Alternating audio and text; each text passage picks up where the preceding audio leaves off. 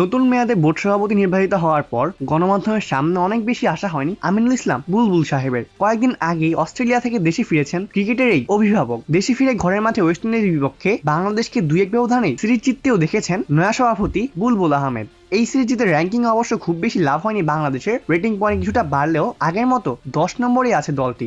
বাংলাদেশ দলের পারফরমেন্স দেখে সমর্থকদের ধৈর্য ধরতে বলেছেন বুলবুল। তিনি বলেন, আমাদের উপর বিশ্বাস রাখেন, আমরা বাংলাদেশ ক্রিকেটকে এমন উচ্চতায় নিয়ে যাব ইনশাআল্লাহ, যাতে বাংলাদেশ ক্রিকেট নিয়ে আমরা গর্ব করতে পারি। ভালো ক্রিকেটার বানানোর পাশাপাশি ভালো নাগরিকও গড়ে তুলতে চান বুলবুল।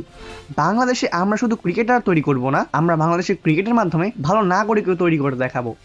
এদিকে পুরুষ দল ওয়ানডে সিরিজে জিতলেও সাম্প্রতিক হতাশাজনক পারফরমেন্স করেই চলেছে নারী ক্রিকেট দল। চলমান নারী বিশ্বকাপে সেমিফাইনাল উঠতে পারেননি পাখিনীরা। বেশ কয়েকটি ম্যাচ জয়ের দ্বারপ্রান্ত থেকে ফিরে এসেছে দলটি। নারী দলের প্রতি প্রত্যাশা করে আরো অনেক বেশি বুলবুলের তিনি বলেন, পুরুষ দলের আগে নারী দল বিশ্বকাপ জেতার ক্ষমতা রাখে বলে মন্তব্য করি আমি। এবারের নারী বিশ্বকাপে সেমিফাইনাল উঠতে না পারা হতাশা কাজ করছে বুলবুলের। বুলবুল বলেন, অবশ্যই ছেলেদের ক্রিকেট ভালো করবে, তবে আমার মনে হয় ছেলেদের আগে মেয়েরা বিশ্ব চ্যাম্পিয়ন হবে। চলমান বিশ্বকাপে ছোট ছোট ভুল না করলে হয়তো আমাদের 5টা জয় হতো এবং আমরা সেমিফাইনাল যেতে পারতাম।